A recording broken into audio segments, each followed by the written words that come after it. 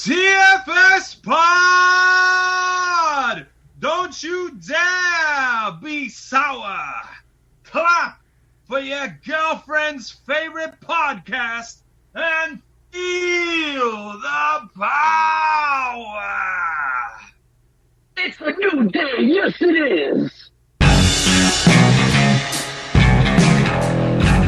Welcome to TFS Pod, otherwise known as the Few Show Podcast. It is 24/7 Lou, and that's Ric-Hard saying congrats. And that's The one-man band also congrats Big E, and although I wish they would have gone with the storyline that I said. ooh, yes, folks, welcome to TFS Pod, otherwise known as the Few Show Podcast. Number one show in your heart, number one show in the world, number one show in your girlfriend's heart. Yes, and this episode we will be talking about what is going on in our favorite entertainment, wrestling.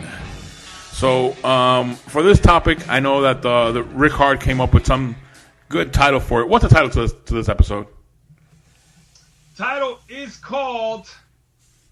Lou, remind me what the title was called? Me? You're the one that wrote it. All right.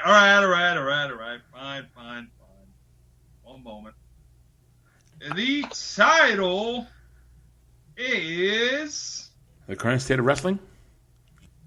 No, we've done that before. Oh. We've done that before. So, new champs, new matches, and how WWE and AEW are upping the ante. There we go.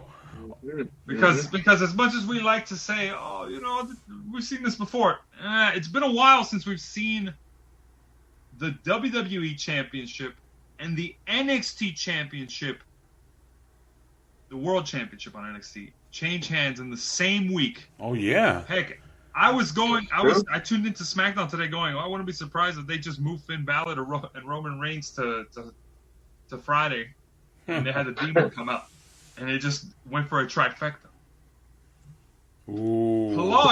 Plus, you already had AEW just basically have the confrontation between Daniel Bryan and Kenny Omega happen. Mm-hmm. And now, on Rampage, they're having their one-on-one match tonight. Non-title, but still. Yep. So big. That's on free TV. Yep. That's free real estate, guys. That's pay-per-view quality right there. Major pay-per-view quality at that. And you're getting it for free. And you're also getting, and remember, Ruby Soho versus Britt Baker is happening tonight. Yeah. It's insane. They're all just look at what's going on next week on Raw. We've got the Bloodline, Usos and Reigns. Mm-hmm. They're basically saying forget the brand split. Usos and Reigns versus the New Day, 6-man tag on Raw. I would have expected that for Survivor Series, but they're just going, you know what? Why wait for November? Yeah, seriously. Well, yeah. Well, first off, let's go with the week. The week we had Big E win the championship, so that was amazing. Cashed it in, by the way. Then we also had the which new. I want to point out. Hold on, Lou. I want to point out because it's important to the audience and to myself. 2/3 of the TFS Pod crew saw that live. I want you to guess which third didn't. Moving on to the next one. Decided to skip the A show. A show. Mm. Yeah, a nap show. Right. Yes, you are correct. And the A show, take a nap. Mm-hmm. So that we had that happen on. Yeah, and now wait a minute. Did that happen throughout the whole show, or at the end of the show? It happened at the end of the show. Yeah. Okay. So the last 5 minutes. Okay, got you. Got that. Mm-hmm. And the other 2 hours and 55 minutes. You know what? They were pretty good too. All right, and that says a lot considering that I had to see Tamina go up against Nikki Cross. Sorry, Nikki ASH. Yes. Almost a superhero. Yeah, still an enjoyable match. Then we had the following night. We had the new NXT 2.0, which looked like a set of Nickelodeon that somebody threw up in.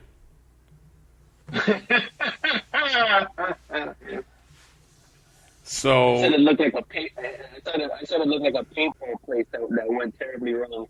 It's a paintball battle and then lost horribly.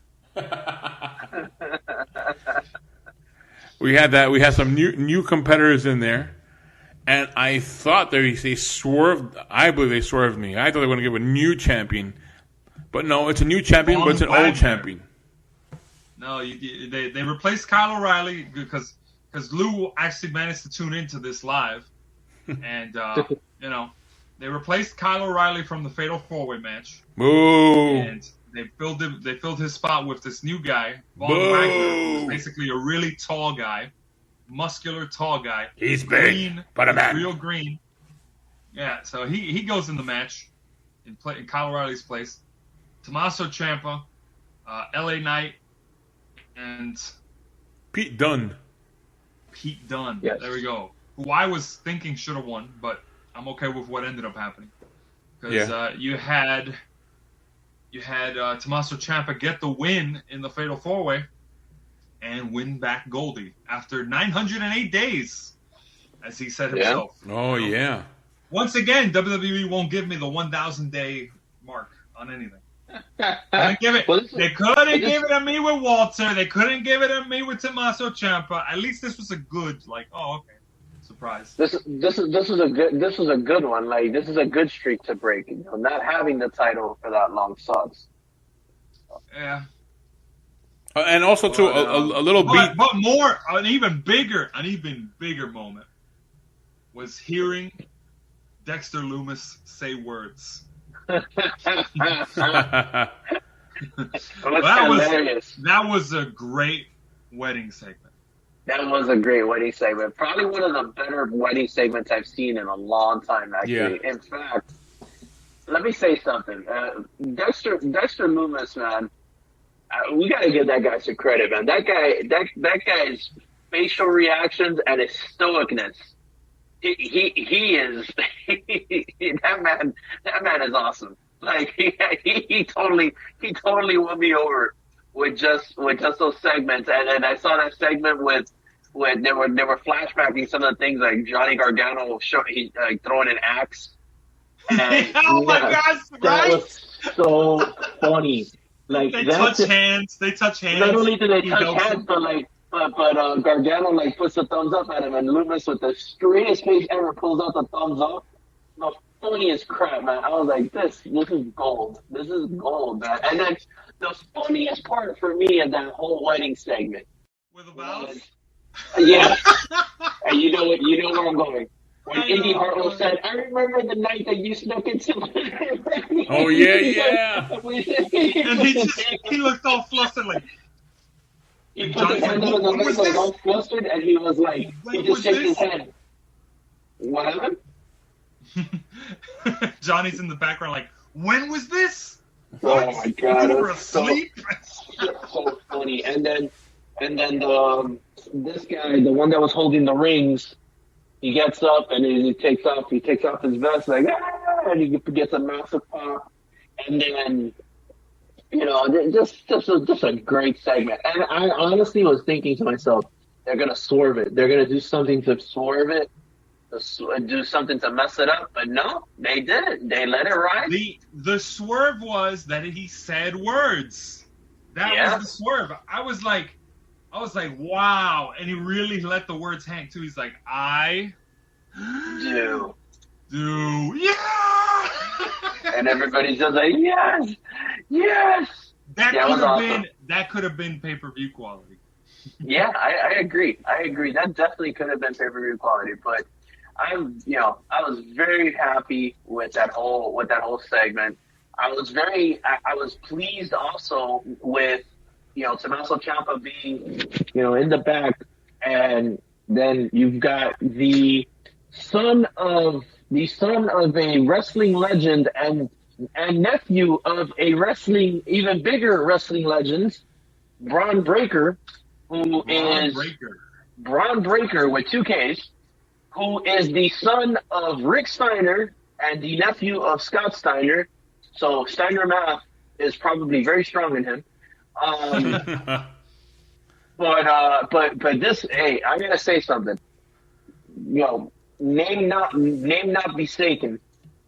He's a specimen. Like this dude looks. Oh, yeah. He looks. Definitely takes after his. He takes after his uncle. That's for sure. Mm-hmm. You know, he rotates on a 47-degree axis with an equal axe. You know, with the Big Dipper. You know,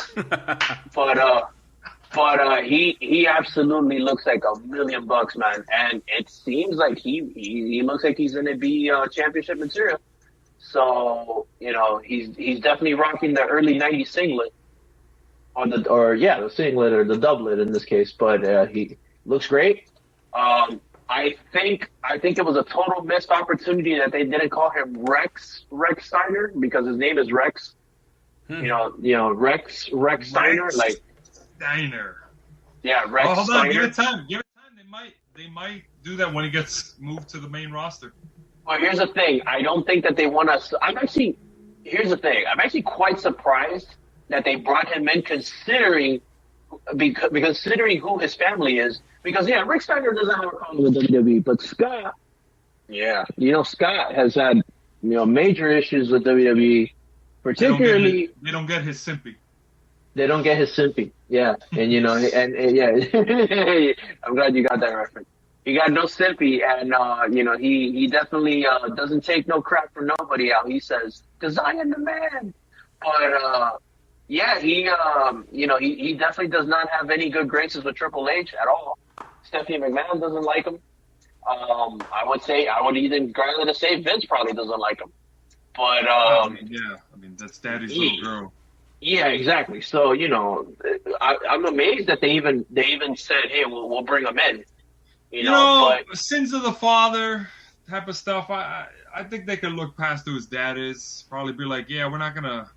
We'll be careful about inviting your family to shows. But. Yeah, we won't ask Scott to come to NXT Takeover because he might take it over. There will be no. Oh man, my dad's front row at ringside. No. They'll put him in one of those boxes all the way at the top of the arena. Yeah.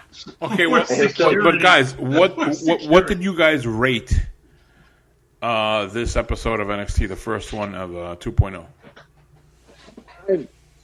Yeah, you go ahead, Ric-Hard. You go first. Oh my. I gave it an 8 out of 10. Whoa. For a weekly program, I gave it an 8 out of 10. Now, I know what you're going to say, Lou, because you're like, you gave AEW All Out a 9. What do you mean? And I said, no, the gradation for a weekly television show versus a pay-per-view is not the same.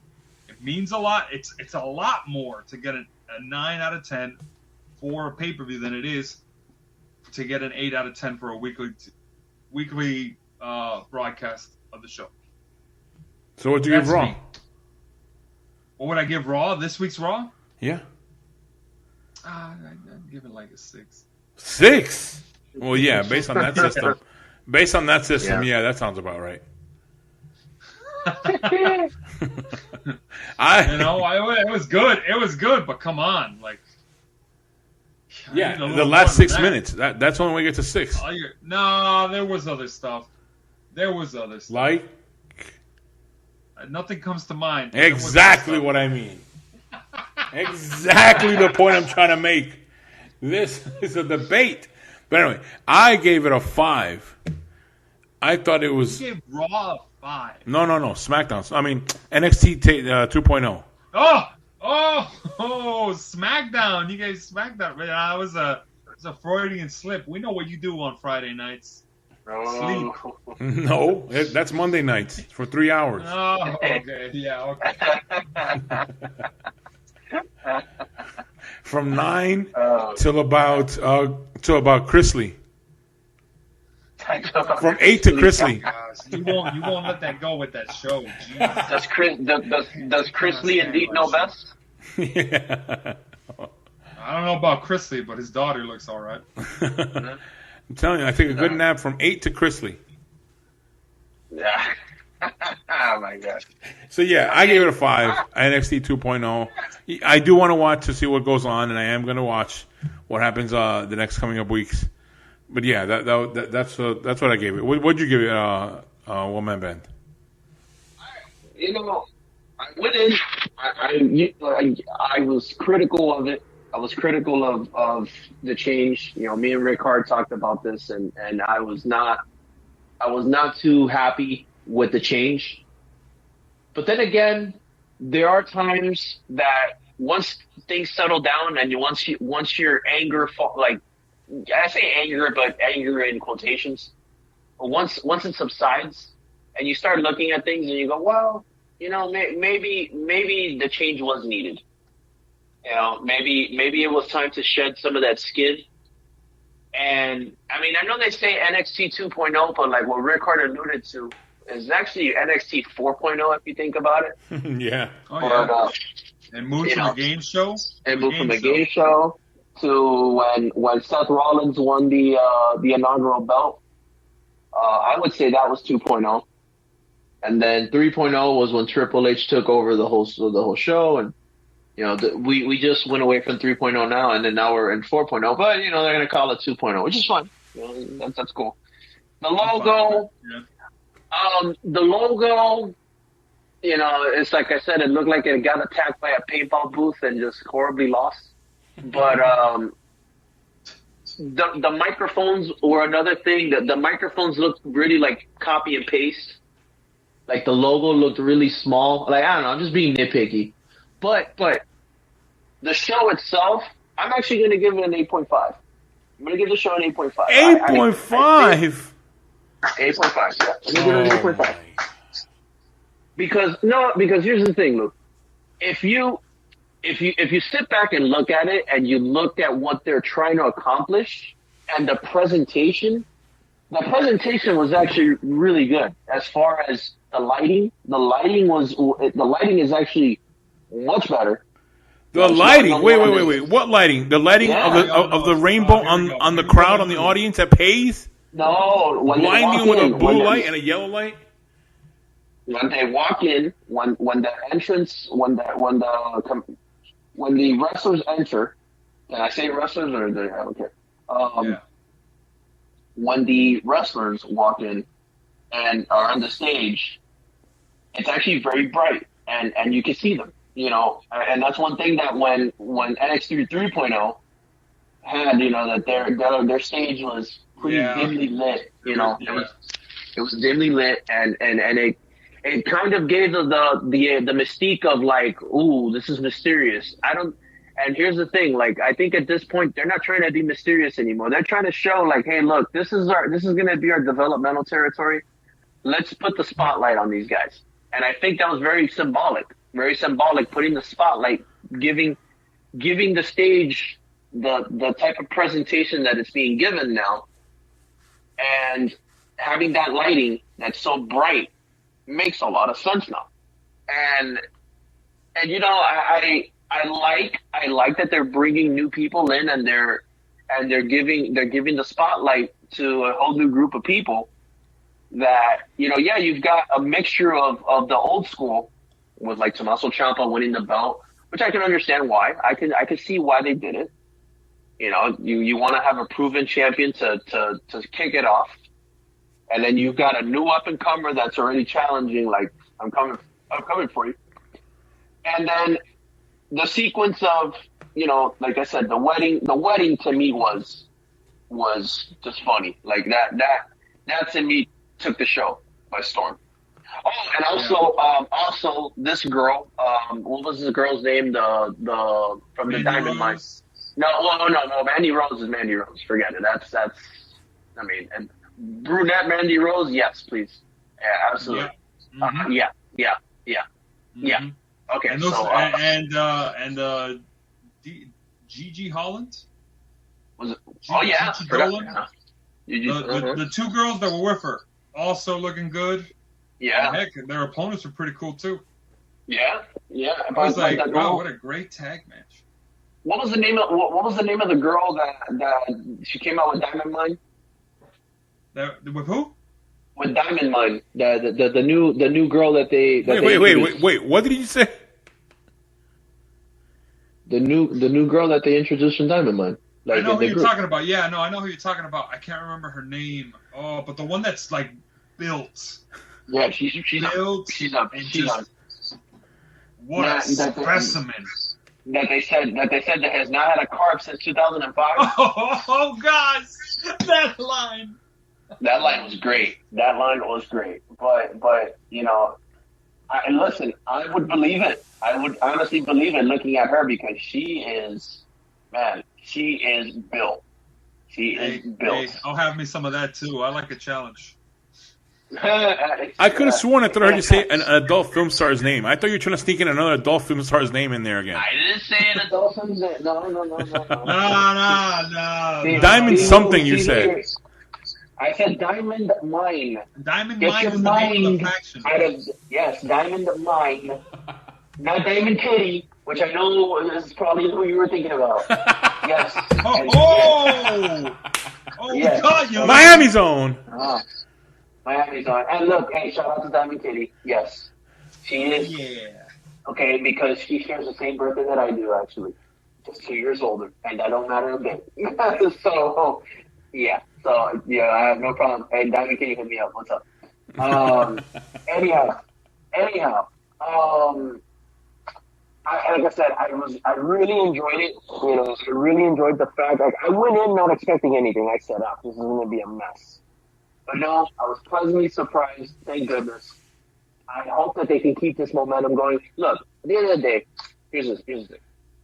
I don't hate WWE. I don't hate wrestling in general. I want them to do well. I want everybody to do well.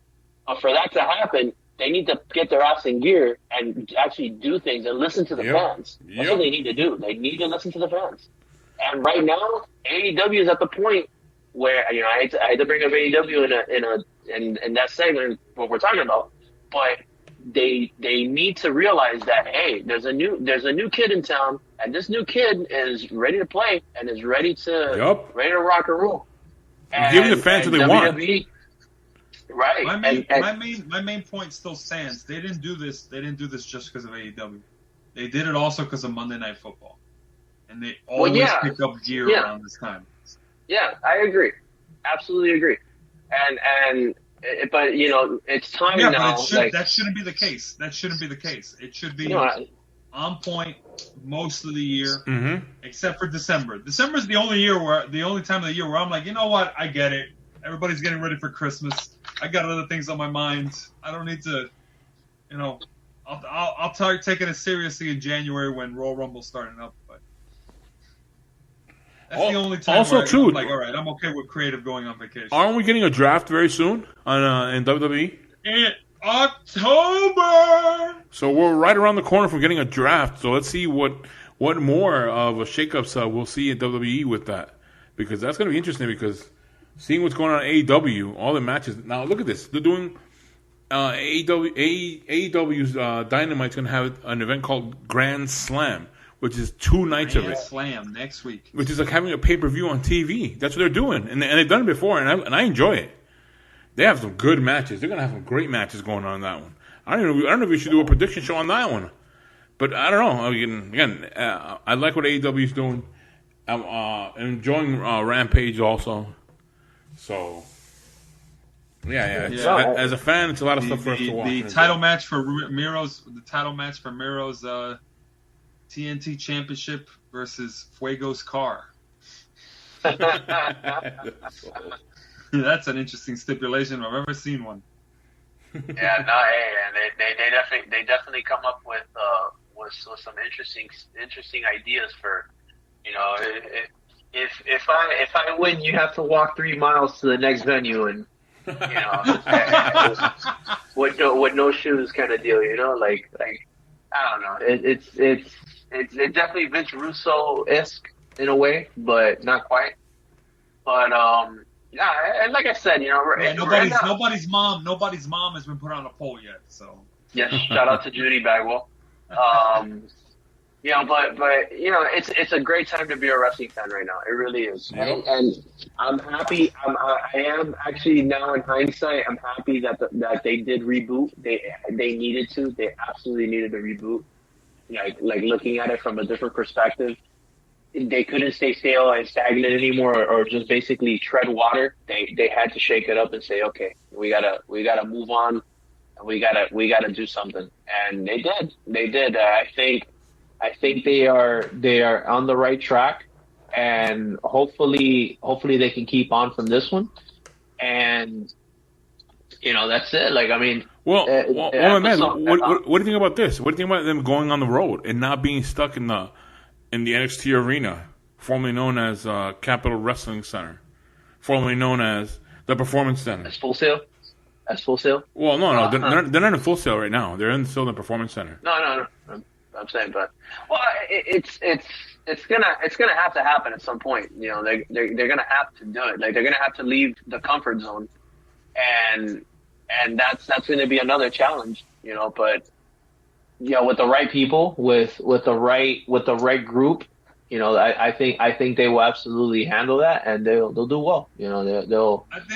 I think the point where they need to cross the line is just to say, and I'm drawing back to OVW days, they need to be willing to say, let's send some main roster guys down there and really be fixtures on the show. And I'm thinking back to days of like OVW having Kane versus Batista, formerly known as Leviathan. Oh, wow. Or the prototype versus what's his name? Randy Orton.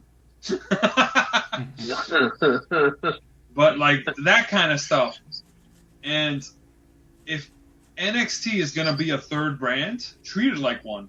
Don't just say, all right, this guy's moving NXT, this guy's moving from NXT to Raw, this guy's moving from NXT to SmackDown, and this former NXT superstar is going back to NXT.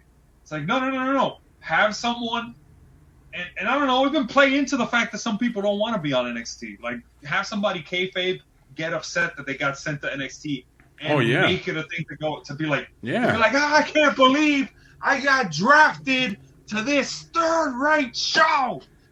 And then, like, the NXT guys beat them up or something.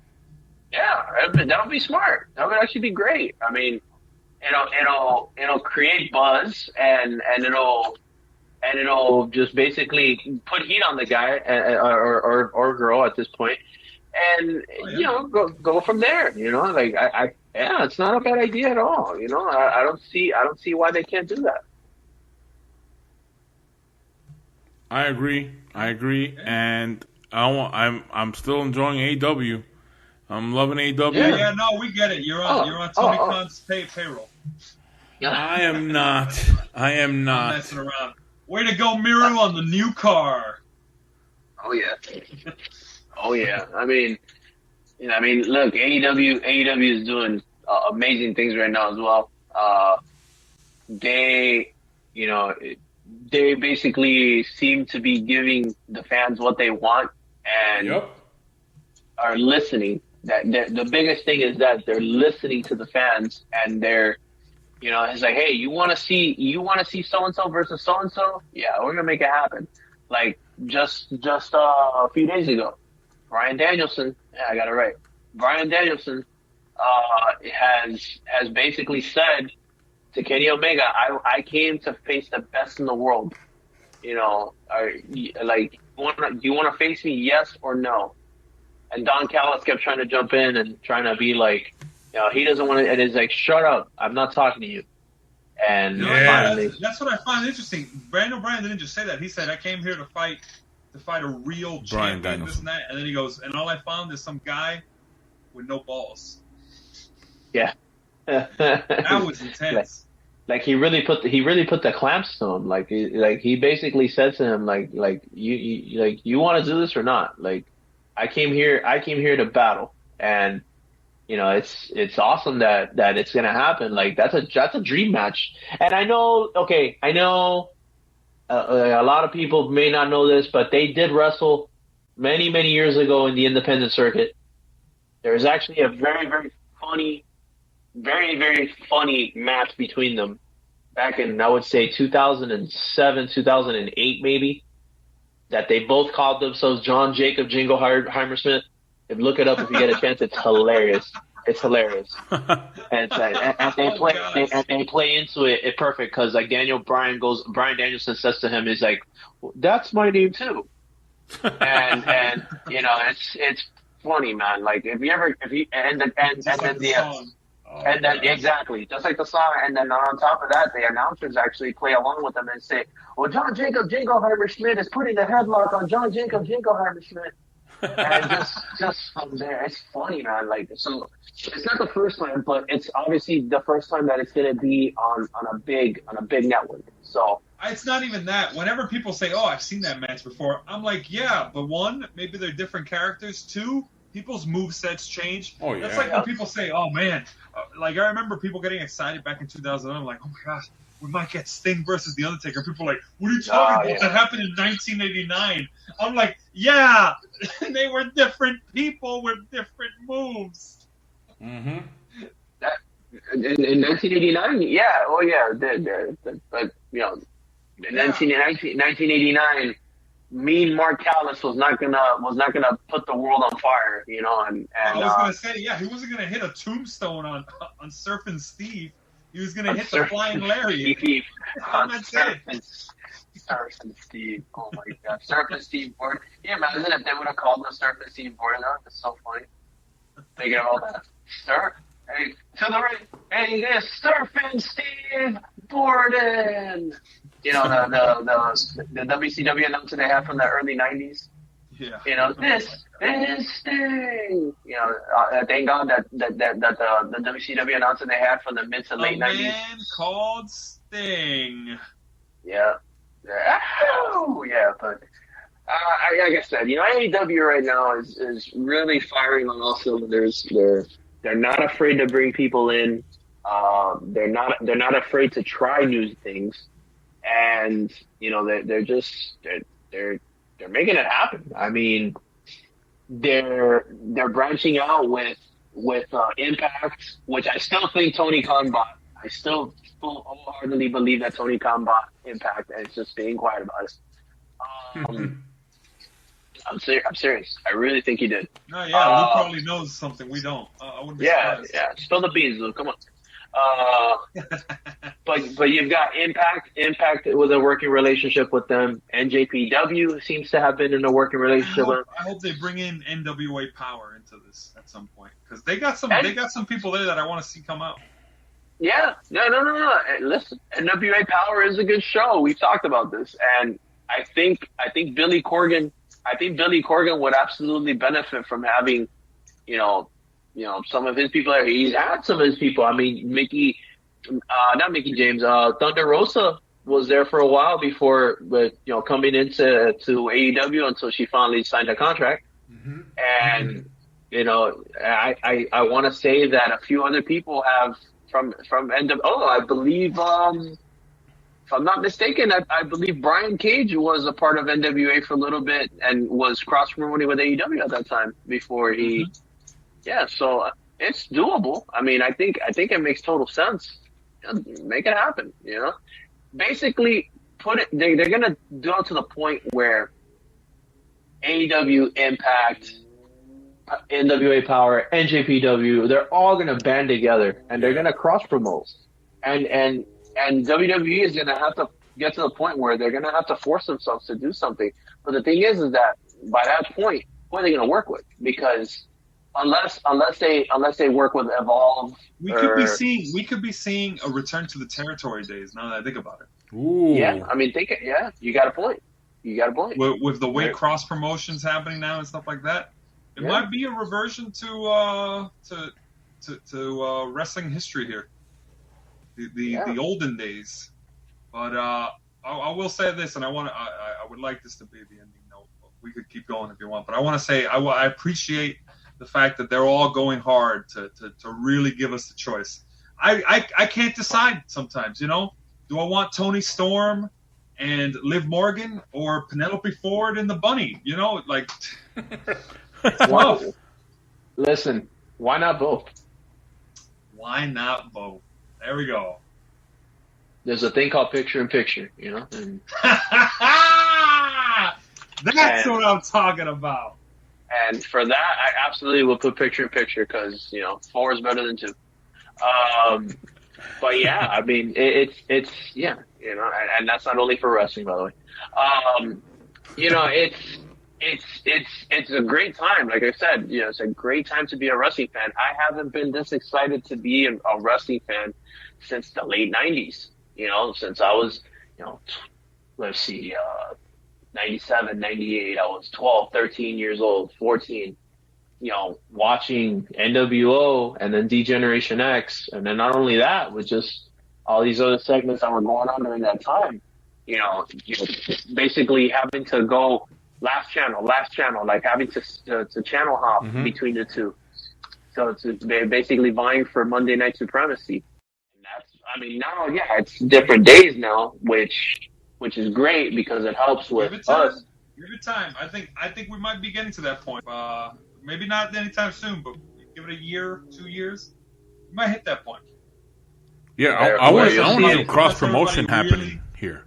Unless everybody really comes together on this, because we'll see.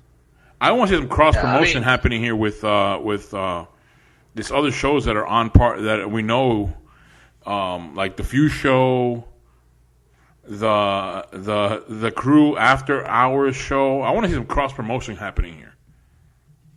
I mean, we could see. Don't forget the Gamers Attic. They're pretty cool too. Let's not forget that time we put Player One through a table. Huh? But everybody knows that us three, we're the shield of all of that. We're the shield. Yeah, we dominate all this. The best trio to be derived from the entire roster of all those shows put together. There you go. We took over, and we took over. We did. That's it. And they fear us. They talk about in the ring they're heels. We're heels all the time, damn it.